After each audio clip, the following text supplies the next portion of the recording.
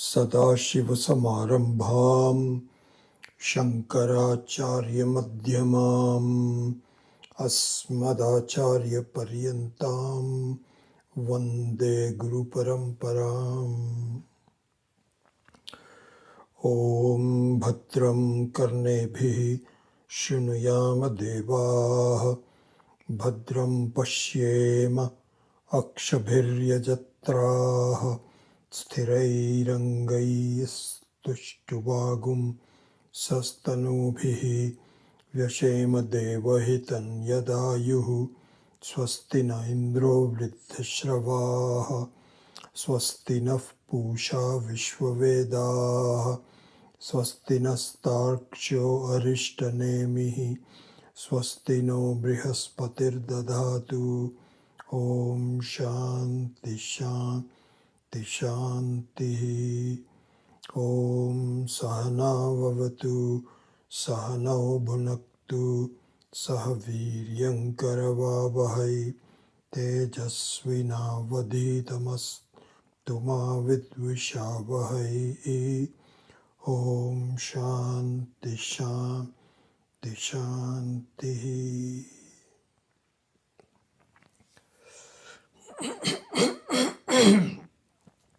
Sorry. So before we begin our class on the Mandukya Upanishad mantra number 7, which we will do hopefully today, I had mentioned in the satsang group in a message that there were a number of questions about the recent incident in Pahalgam where 28 people were massacred, and how does it affect us, what should we do, and all those kinds of things. So I mentioned there that I was reminded of a very similar, if not even a more horrific incident in the 9/11 2001. So what happened there was that I had recently retired from my full-time job at Hewlett-Packard, and so I was really spending a lot of time in the Sailor'sburg ashram, studying myself, also attending classes by Pujya Swamiji. And I had scheduled to go there in September of 2001. I'm trying to recall whether it was a 2-week regular series of classes, or it was maybe even an anniversary of the ashram. I'm not quite sure because there were a lot of people. But anyway, just a week prior to that, we had this incident where the Twin Towers in New York were attacked and 3,000 people or so lost their lives. It was a huge, you know all that. So I think in terms of the impact, and it was even more horrific than the recent incident at Pahalgam. So the whole country was in shock. I also called. I was pretty sure that our event would also be canceled because it was right across from New York, very close to it. And I was told that Swamiji is considering not canceling. So the question is, how do we get there? And all flights were canceled. But I was very determined that if there was a event, then I will try to get there. And I remember just going through so many of these airlines, and finally I found one. And my wife thought I was crazy just spending all my time doing that. Anyway, I found a flight on Delta going through Cincinnati to Newark Airport. Somehow or the other I made it. The plane was almost empty. There were hardly any people traveling. But I went there. And I remember from driving, you could see the absence of the Twin Towers across the Hudson River. Shocking. Such huge things completely destroyed. So I reached the ashram, and lo and behold, Swamiji had decided to continue. And obviously there was such shock and grief that people's minds were really astray. They were not really thinking about Vedanta at that time.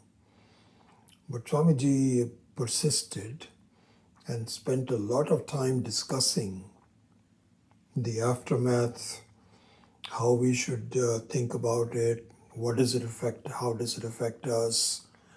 And then slowly over a period of next day or so, after all the discussions and so on, he resumed his teaching. We went through the teaching after that. So I remember that so well, and so the recent incident kind of resurrected that. So given all that, the question is, what should we do, and what should we think about? What should we do that? So several things. One is that we should understand that behind our feelings about those who were massacred and those who were responsible for doing it, the 5 or 7 people that actually participated in it, and of course the entire spectrum of support through Pakistan on how that was all done. This is very well recorded now. How should we view that? What should we do? So if I were to summarize the teachings of Swamiji, and particularly, my own understanding of the whole thing, 24 years later,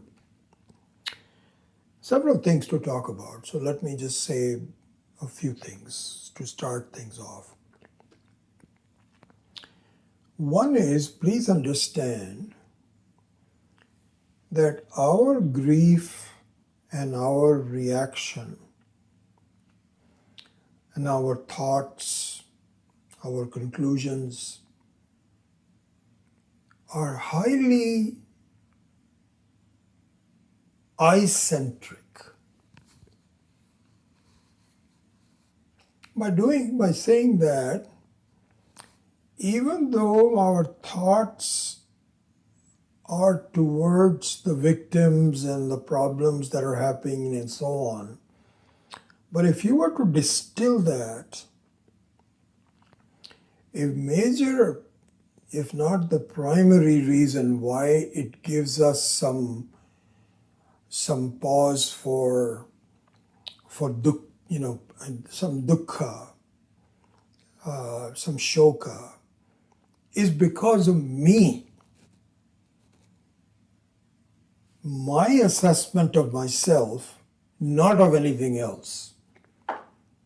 Here people will say, no, you know what? I am not concerned about myself.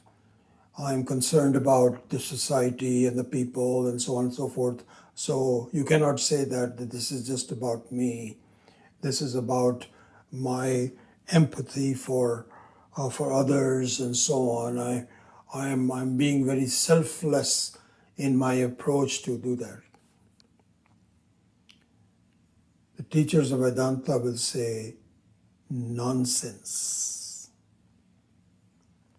Nonsense. your feelings for the society and the victims and the causes and so on is because of your own personal approach to it. A very simple example of that is that if you are not connected to India, you're not affected by it. You don't even know about it. You look at the news that comes about and so on. It's all about the Pope passing away. And yes, there is some kind of it's all distorted anyway. This has been going on for a number of years and they will figure it out. There's nothing very important. So the point is that how it affects someone is based on your own connection to it. It all comes down to me and myness, my-ness. Similarly to that is that there are so many things going on in the world, in Darfur, Africa, in South America, and in Gaza, and in Ukraine, and so on. It doesn't really affect if we are not personally connected to it. So it all comes down to a personal connection. Okay, so that's number one. So we should get off of the high horse, so to speak, that I am just doing it for the sake of, what is happening. It has nothing to do with me. It has everything to do with me. I am concerned about it. And if I am not thinking about it, it doesn't affect me. And guess what? Last night when we were sleeping, were you affected by it? Because your mind was absent. You were not thinking about it. And so you are not affected unless we are connected to it in some fashion. Okay, so please remember this. This is important. I'm talking from a Vedantic standpoint. I wouldn't give this talk to someone else. But we are all Vedanta students. We have to really look at the reality of what's going on and what can happen, what should I do, all of that from the standpoint of a Vedanta student. Okay? So that's number one. That really speaking, this is one of the basic tenets of Vedanta. That really speaking, one of the biggest sources of problems in our life is my connection to the event. Same thing in Bhagavad Gita. That Krishna was in the first chapter, what is called Arjuna Vishada Yoga. This is the section, the first chapter, and also the first 10 shlokas of the second chapter. It all is the background. And the background says, Krishna asks him, what is your problem? What's happening? Why are you so sad? Why are you so taken up by this conflict? You were all doing well. You were fighting and so on. And all of a sudden, you are become actionless. You're giving up. You got down from the horse and from the chariot. So then, as it was pointed out, was that he was very concerned about the people that he was connected to. Again, the same thing. That eventually it comes down to me. Okay? What is selfless is actually not selfless. It is very selfish. We need to understand that. You may not accept it, but we need to understand that. So this is number one. And I also mentioned that it is very much a function of where you are during the day. That's not you. In the dream, there was no Pahalgam. In the sleep, there was no Pahalgam. But in the waking state, there is Pahalgam, and it bothers us. We need to know what's going on. What can we do? How can we help? Okay, now let's go to that side, which is the waking state, because this waking state is going to not go away. The dream can go away, but the waking state is going to stay. And I need to understand, okay, even though you say that this is selfish and all that, but how can I help? How can I conduct my life in terms of what is going on? Fair question. Absolutely fair question. So Swami Dayanandji addressed that. He said, we need to dissect how our relationship is with the crime, with the people. What should our attitude be? In that dissection, he said there are two things that you should think about. One is cause and the other is the effect. Karana and Karya. And very briefly speaking, the attitude towards what's happening should be divided between these two segments. So very briefly speaking, our attitude should be compassion and sympathy for Karya, for the effect. Because it's already happened. It already happened, there's nothing much you can do about it. And so you need to have compassion for that. And I'll come to that in a minute. Then your attitude towards the Karana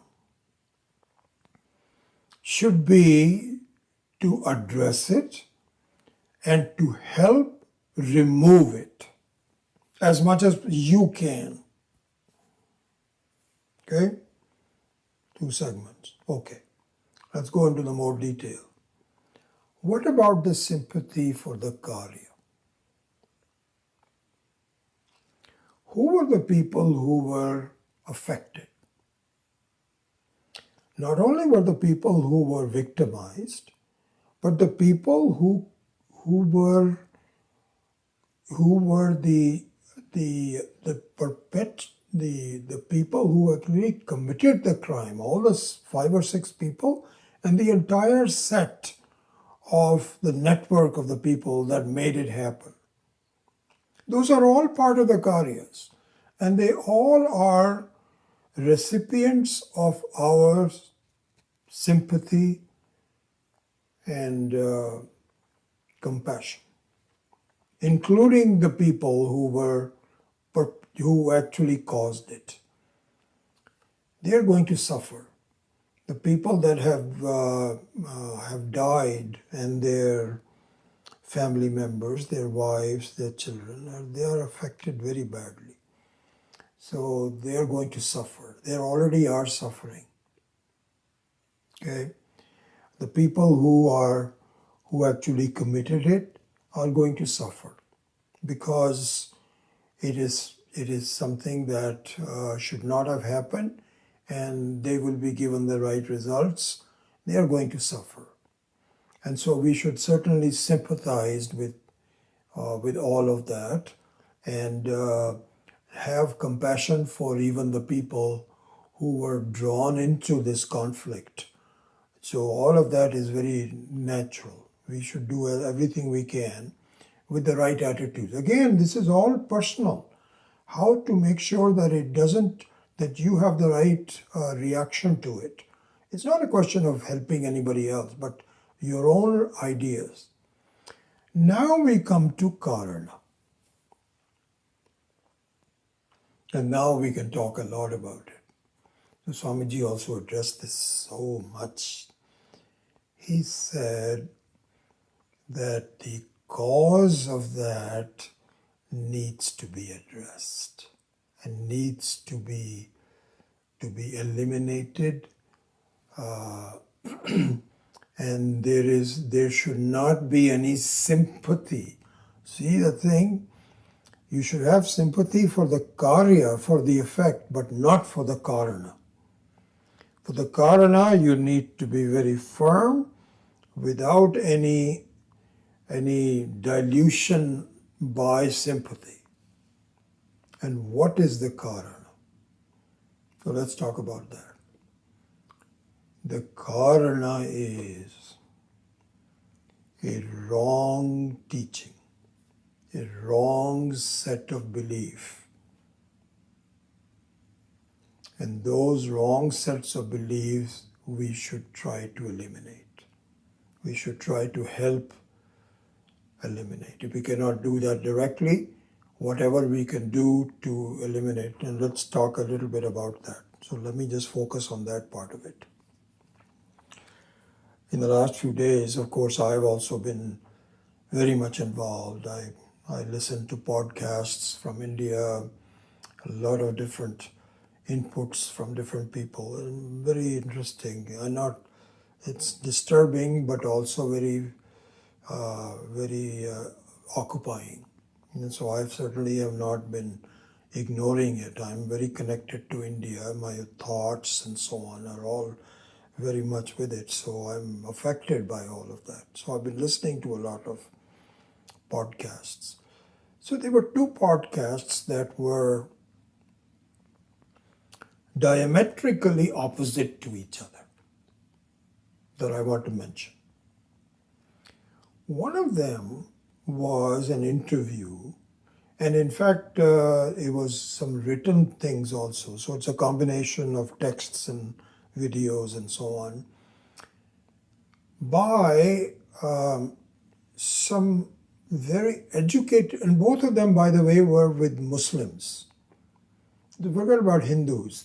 We know, we are very opposed to it, and we know that. But we're talking about the cause, which is Islam. So in these two cases, there was a contrasting set of inputs from two people. Very interesting. One was from a very educated Muslim.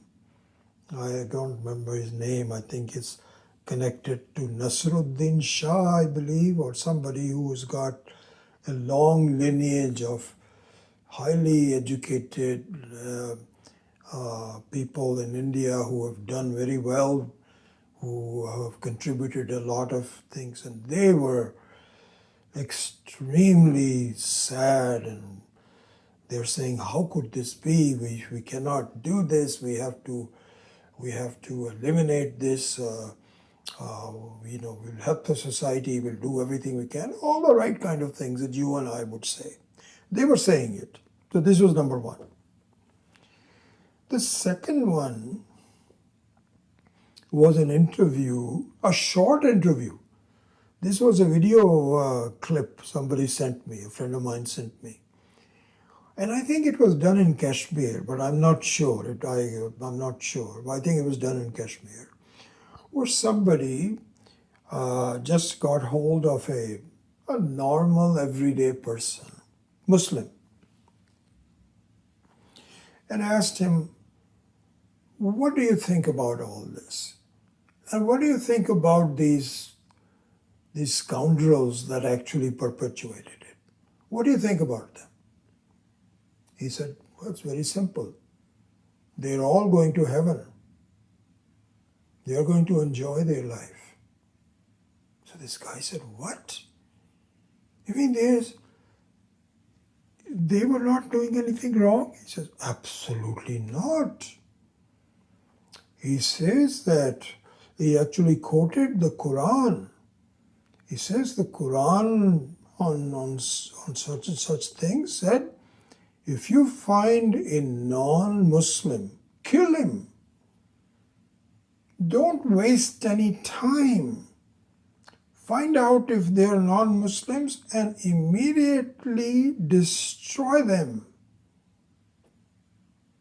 Have no mercy on them.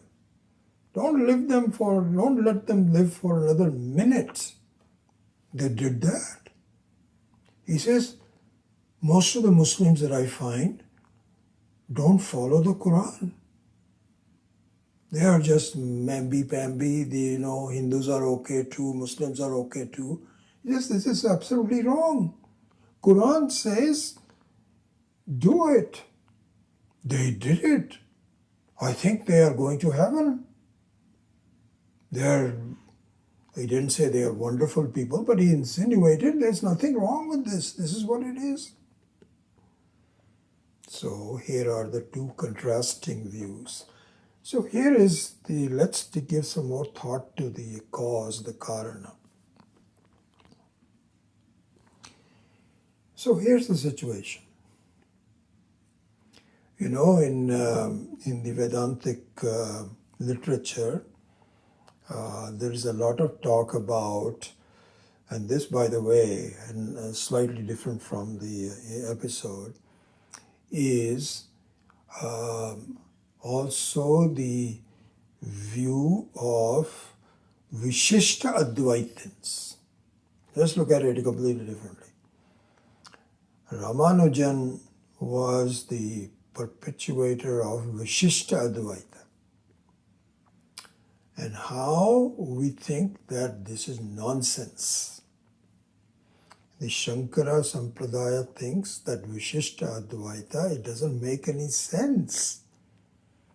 Why not? Because basically, I'm just summarizing it. I'm not giving you a complete picture. What he said was that Brahman is a parinami. Parinami means that you can have multiple ways of expressing. One is you are not connected. The other one is that you are connected. So what's wrong with that?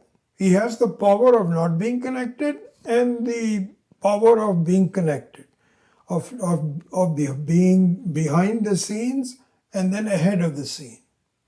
First, that was the Vishishta Advaita.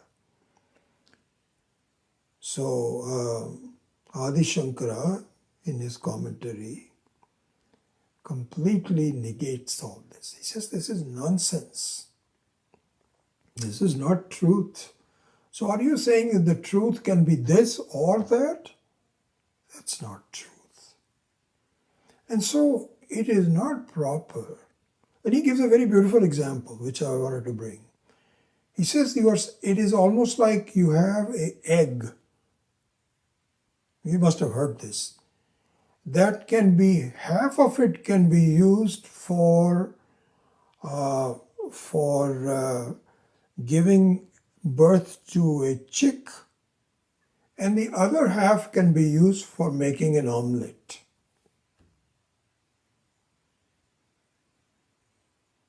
Is that possible? It's not possible. You have to reconcile the two. You cannot say this is okay too, that is okay too, let's cut it in half. This is the Vishishta Advaita. Anyway, I'm just giving you this example to go back to what we were talking about, the two different interviews. One was the educated, the well-to-do Muslims who's part of the society, the indistinguishable from non-Muslims, wonderful people, and so on. And the other one which says, this should have been done. More of this should be done. What are you talking about? There should not be anybody in the whole world that should be left as a non-Muslim.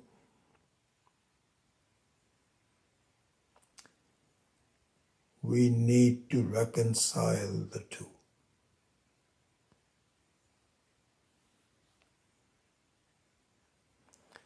And if anything that we have to do, this was the question: what can we do? What should what our role should be?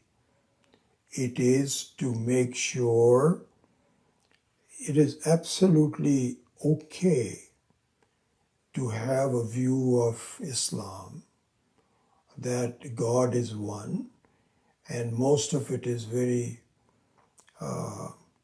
very,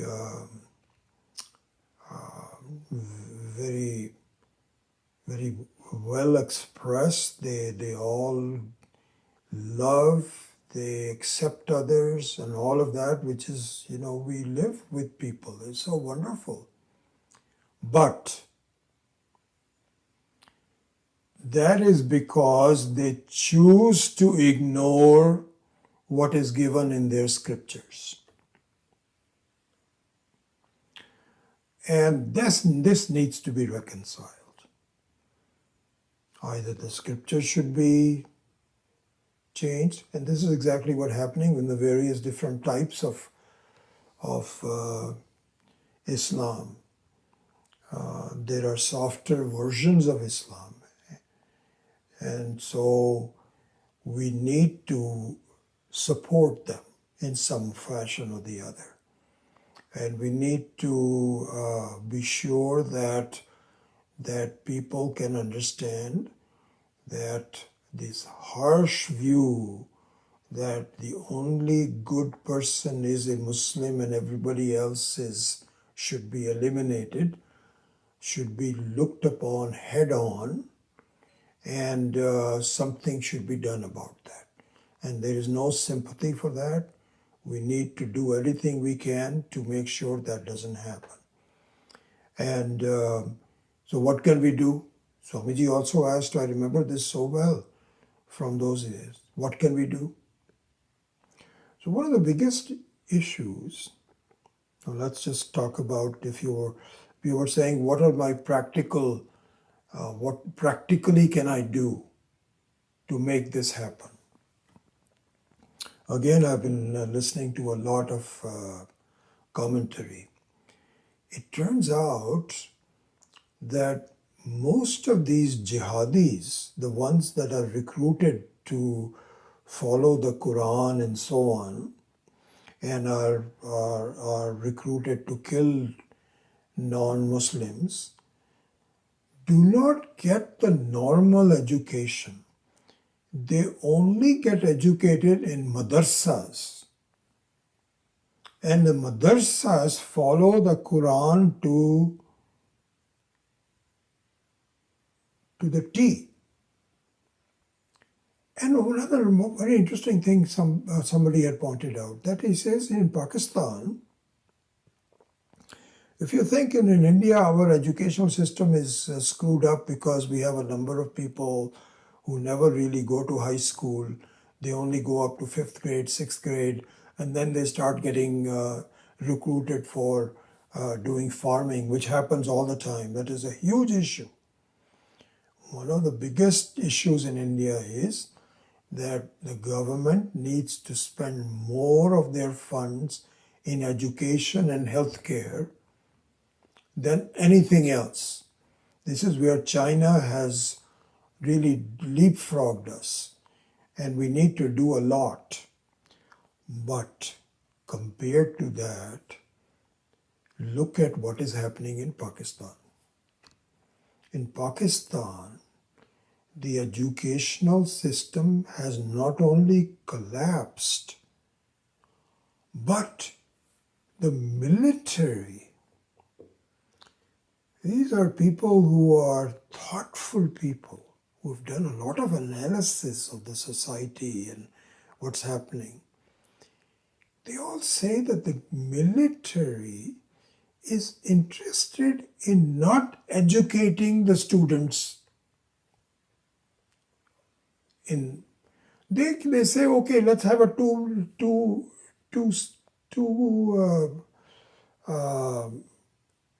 two-tier system. One is good schools, English education schools, and we will send our children to that. And the other one is no schools. You send them to madrasas. So he says there's something like, I don't know, I read some figures, like 15, 20 million children who never even see a day of schooling. They only go to madrasas where they are asked to recite the Quran and to understand and to follow it. So he says that it is very natural that they have a factory for manufacturing jihadis. It's not going to stop. So again, to now conclude, I'm almost to the end of this. What can you and I do if we can? Number one, we should do anything we can to eliminate madrasas from India.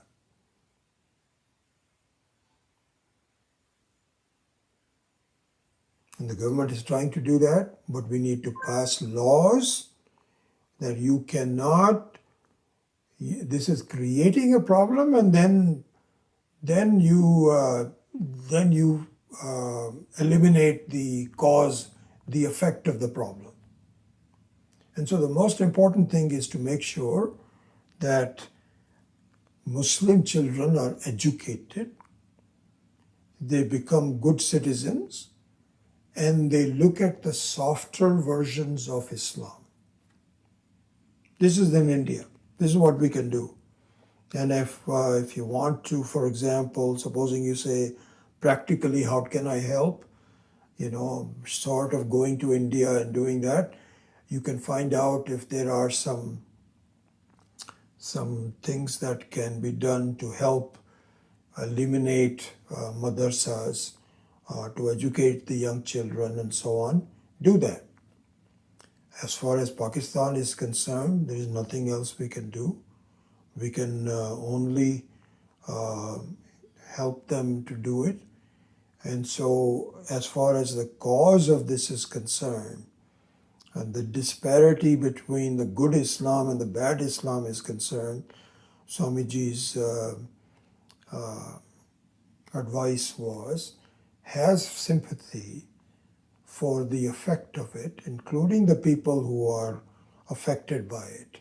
Because it's now done, they have been recruited and they have to suffer. They'll be killed sooner or later, or they have to suffer later on in the next life. But then to eliminate the wrong teaching of Islam. So anyway,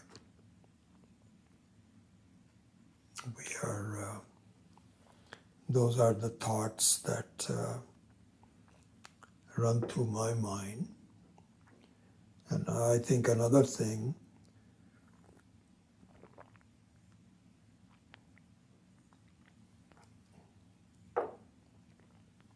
so now one more thing, I think an important thing. Again, going back to the beginning of this talk, is that please understand that everything is very personal. Life is very personal.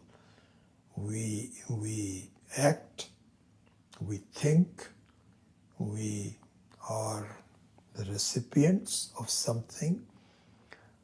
This is the famous Atmanastu kamaya sarvam priyam bhavati. Yajnavalkya in Brihadaranyaka Upanishad. Atmanastu kamaya sarvam priyam bhavati means this is an important thing. All this personal thing that I started with is encompassed in this. So these are not my views, these are the views of rishis. Atmanaha katu kamaya sarvam priyam bhavati. Sarvam priyam bhavati means that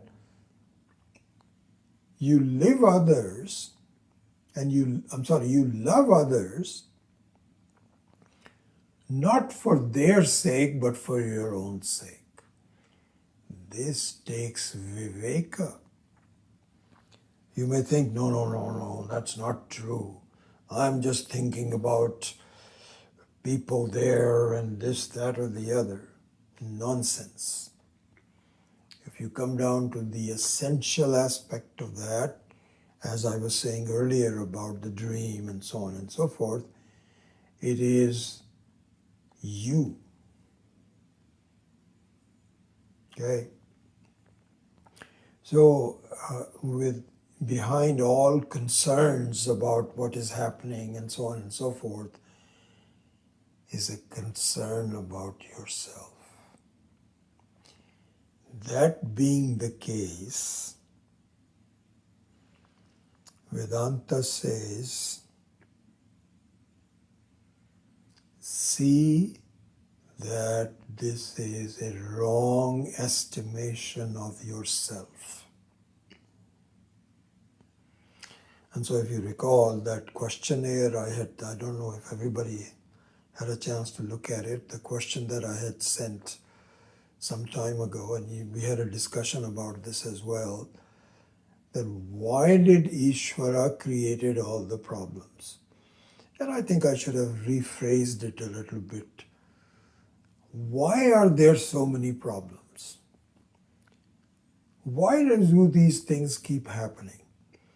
This one affected those of us who are Hindus, who are from India, and we have some empathy for it and so on.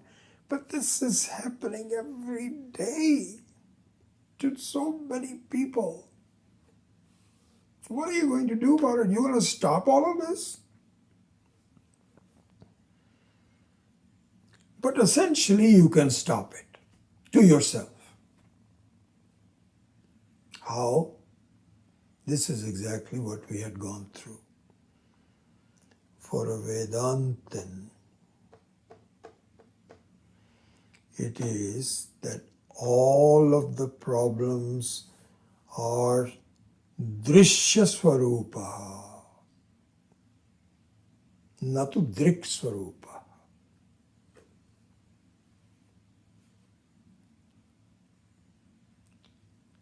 Sarvam Priyam Bhavati, everything is Sarvam Priyam Bhavati doesn't mean that everything is lovey-dovey. You hate others too. You dislike others too. So this is all, both of them are combined together. Any relationship that you have with others is with respect to yourself. That's what it's basically saying. So it should be added Sarvam Priyam Bhavati and Sarvam Apriyam Bhavati. Yeah, that's the should be.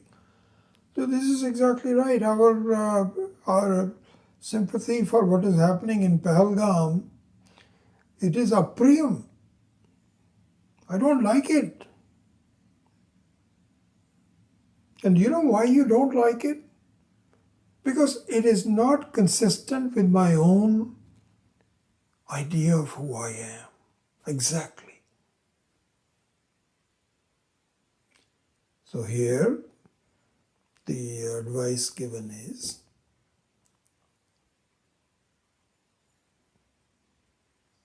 do Drik Vichara, not Drishya Vichara. This is exactly like watching a horror movie.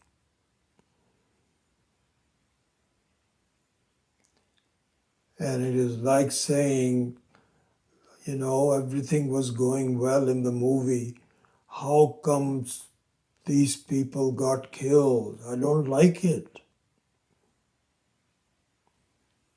That is the script. Nobody said that you're going to like everything. But the question is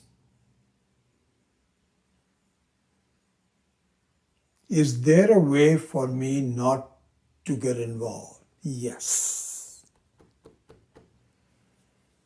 That is the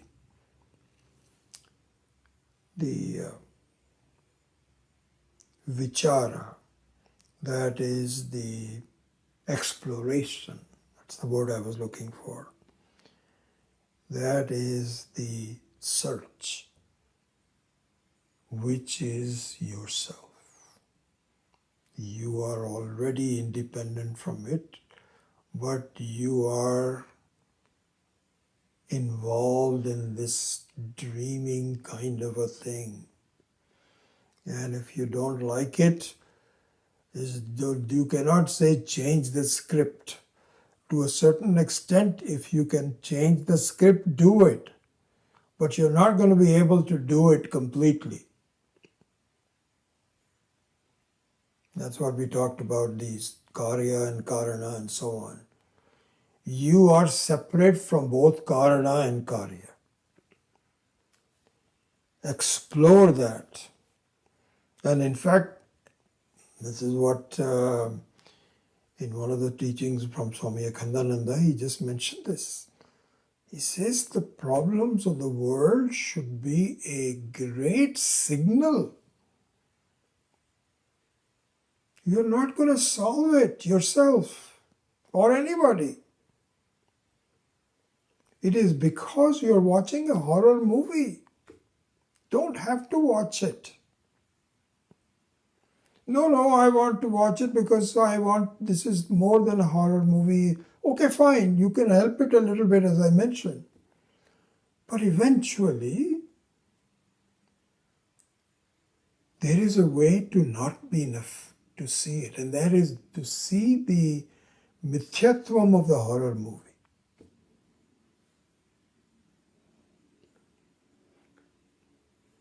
Anyway, I don't know whether you think that I'm pontificating, you can relate to it or not, but I have just tell you how I feel, what my ideas are. I'm affected too. But how am I dealing with it? And as if you give me some credit for being serious about my life and my inquiry, then please think about it. Anyway. So where are we? 9:17.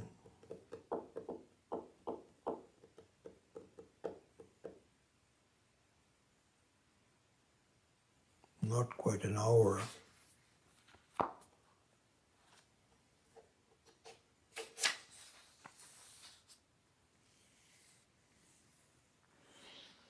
Let's do, you know what I will do? I'll maybe just teach for about 15 minutes. And then, I don't know whether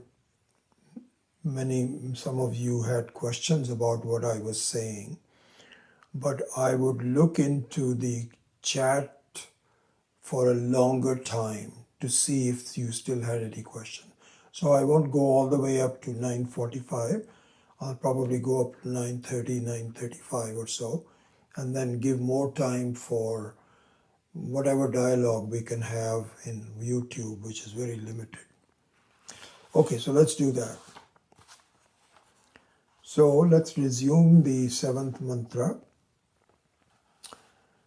Na antah pragyam, na bahish pragyam, na ubhayatah pragyam, na pragyanaghanam, na pragyam, na pragyam, adrishtam, avyavaharyam, agrahyam, alakshanam, achintyam, avyapadeshyam, ekatma pratyayasaram, prapancha upashamam, shantam, shivam, advaitam, chaturtham manyante, sa atma, sa vigyeyaha.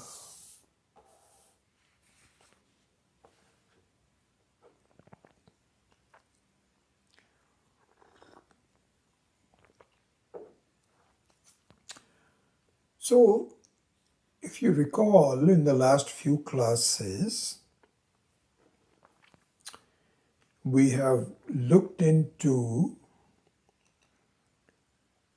two ways of understanding the Mandukya Upanishad and this particular mantra number 7. two ways of understanding. One is through what we saw was called upadhi.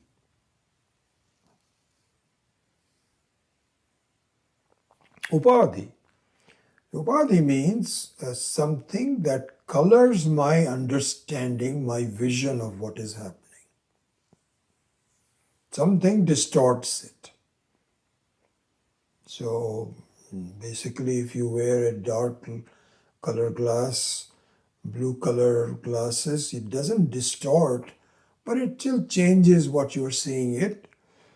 But you can look through a kaleidoscope which completely distorts your vision. So upadhi means something that affects your estimation of what you are seeing by its mere proximity to you. This is what upadhi means. So this is a very important thing that we must understand, number one. The second factor that we have been seeing to enable us to fully grasp what the seventh mantra is saying. The mantra is talking about sa atma sa vijnaya. This is how what you are. Please understand this. It's what it's saying. So the second factor for us to look at that is what is called abhimana. First upadhi, the other one is abhimana. Abhimana means an identification.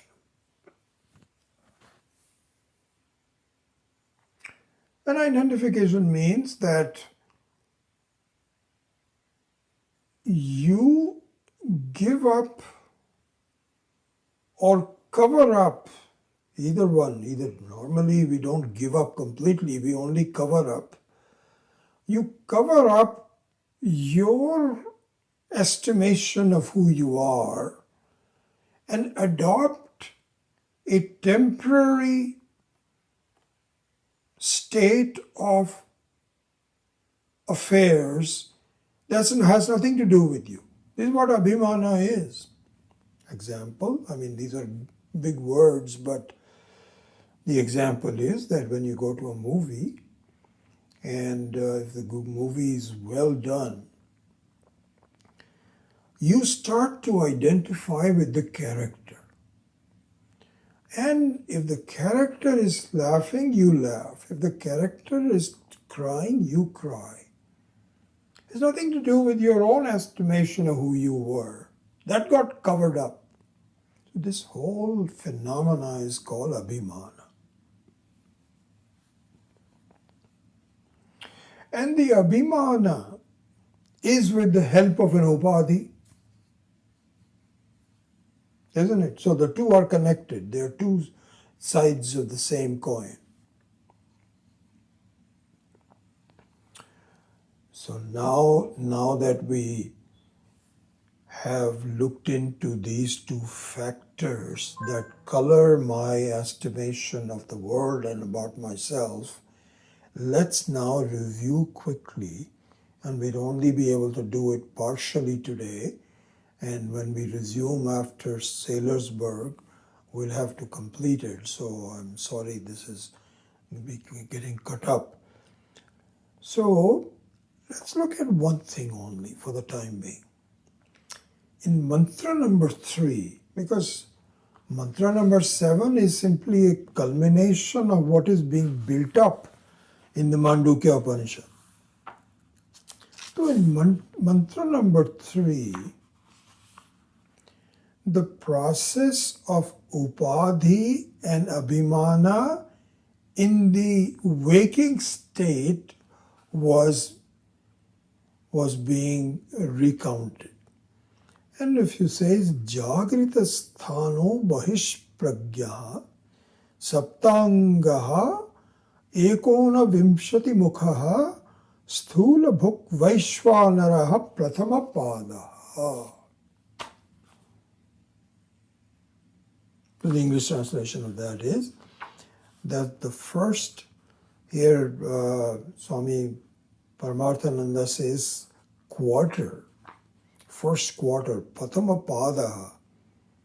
It is okay to say, but I really like the interpretation of Swami Akhandananda, which is pada means padyate anena iti pada. One which is used for taking a step is called a step. Pada means a step. Padyena iti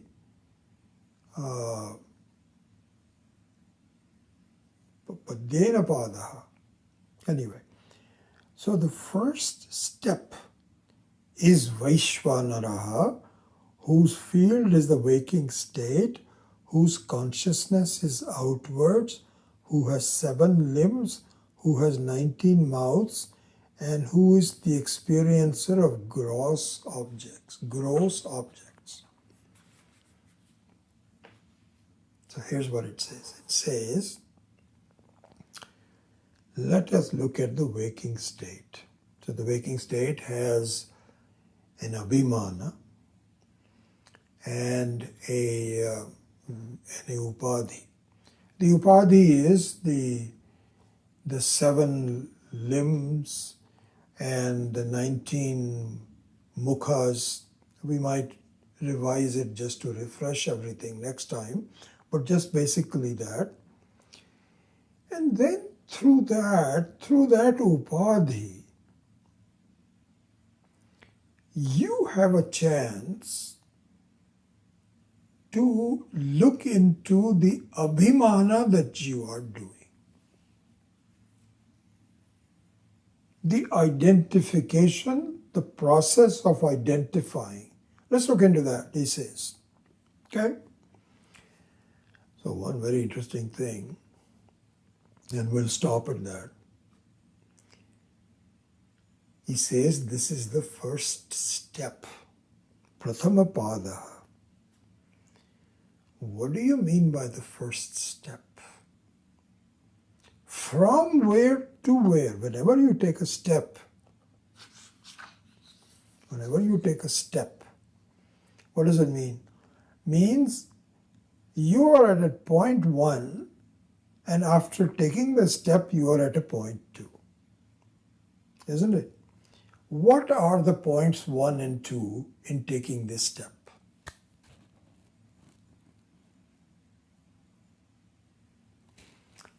Point 1 is Vishwa, and point 2 is Vaishvanara. I'm not sure that we had really looked into it in this way in the previous when we covered. Maybe not, I'm not sure. But let's just revise it in the revision that Swami Akhandananda has given and so on. It becomes very clear to me that this is exactly what is happening. So the point 1 is Vishwa. Vishwa means what? This is exactly you and I as individuals. We both have a sense of who I am. You ask somebody, describe yourself. So what are you going to do? You're going to say, I won't reveal you my age. I was going to do that.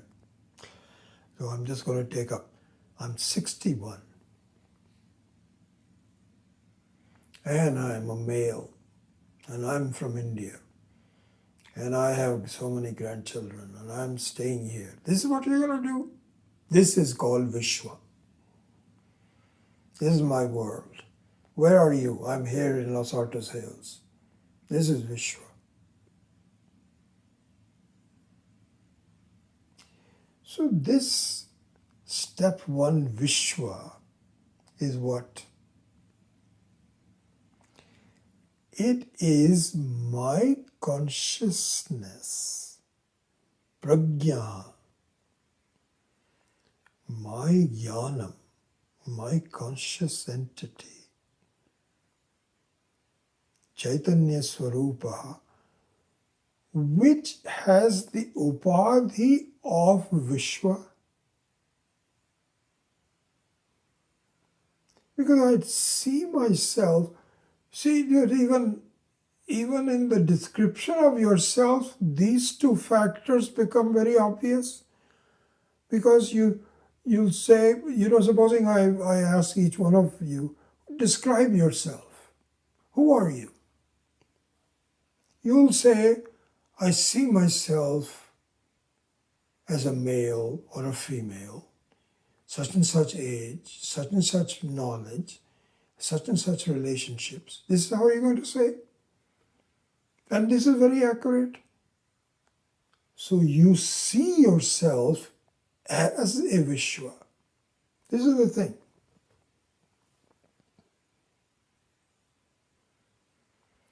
Step one is to move from that vision, sitting there with no changes. There's nothing to be done, but there is something to be known. See yourself as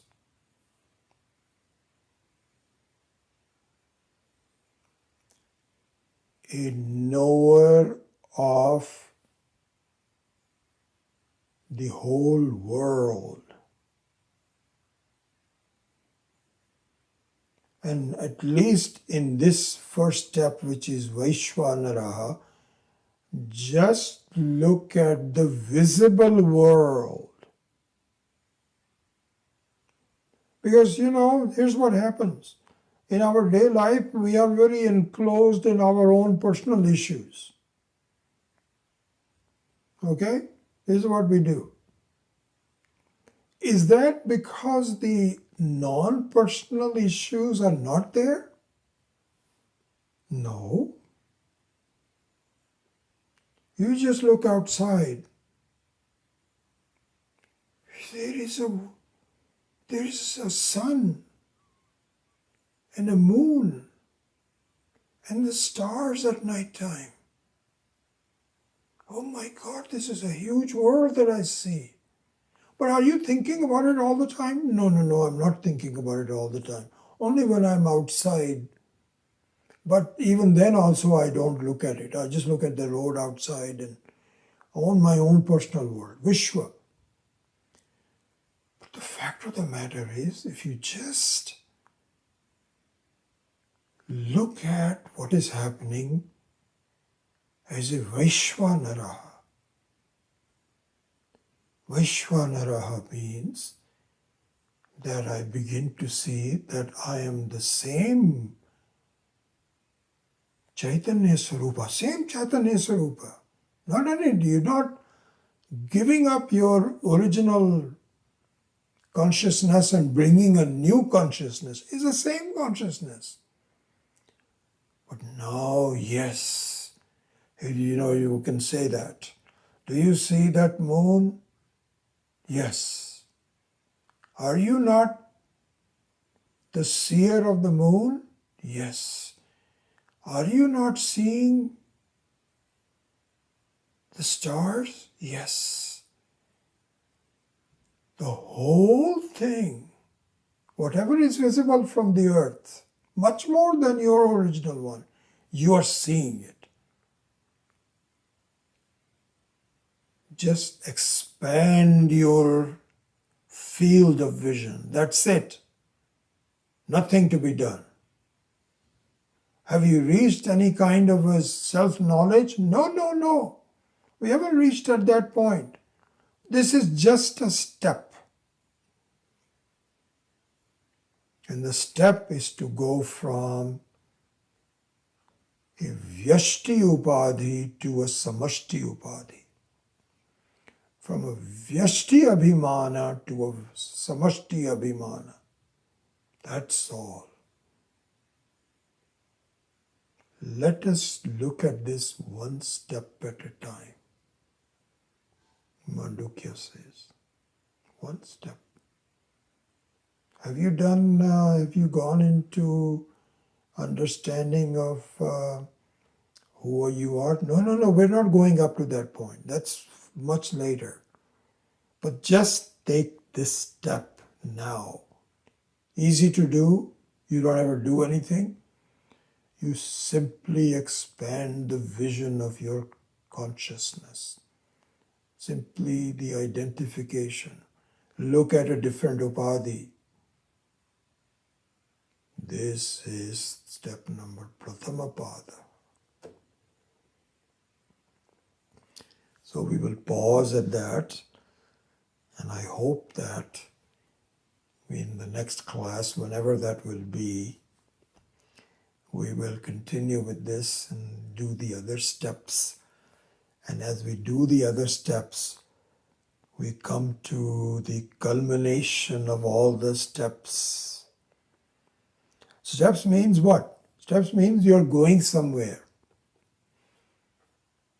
Have you reached there yet? No, no, no. I haven't reached there yet. I'm just taking this just of one step. Mantra number 7 is the destination. We will reach there. But let's not be impatient. One step at a time. Om Asatoma Satkamaya Tamasoma Jyotirgamaya Mrityorma Amritam Gamaya Om Purnamadav Purnamidam Purnat Purnamudachyate Purnasya Purnamadaya Purnameva Vashishyate Om Shanti Shanti Shanti Harihi Om Shri Guru Pyo Namaha Harihi Om. Okay, let's see if anybody is still hanging around or you have left me. And if you have any questions or comments or observations.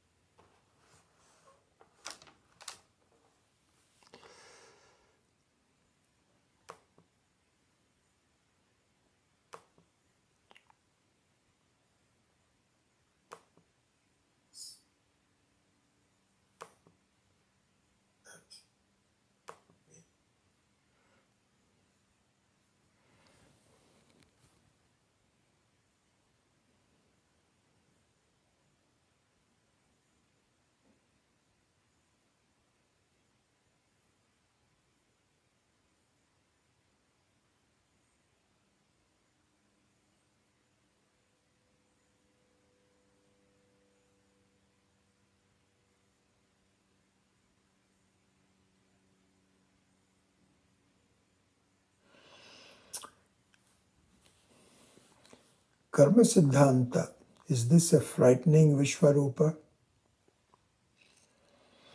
Yeah, you can say that. I don't know exactly what, I'm not an expert in Karma Siddhanta. But karma means that yes, there is a karma and karma phala, and we can go into that all the individual karmas, combined karmas. It's just complicated, and the world takes. Let's do the best we can to contend with it, but nothing. This is Ishvara's world. Let him take care of it. He knows what he's doing.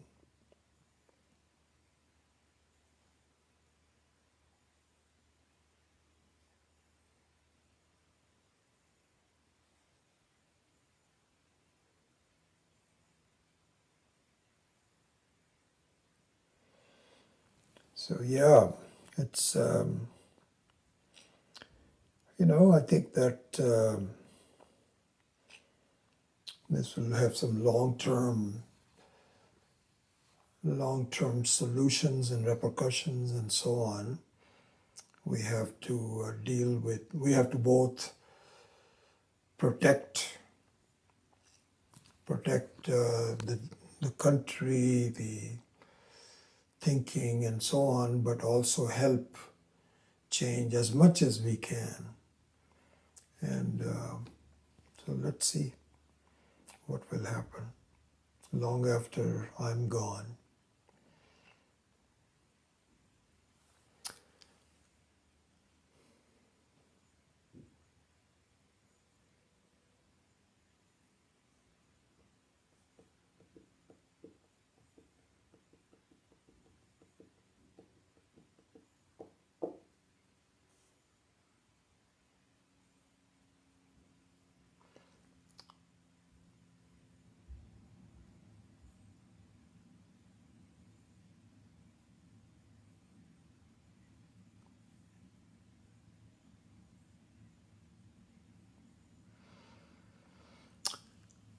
Okay, so I think that I had already mentioned to you that we will not have the class the next 2 Saturdays because we'll be at Sailorsburg, and then we will resume the classes on Saturday.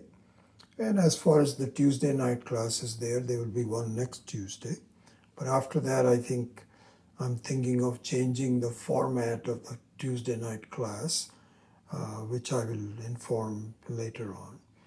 But as far as this class is concerned, we will continue with the Mandukya Upanishad, and we will meet sometime, I don't remember the exact Saturday, after the absence of 2 Saturdays. Okay,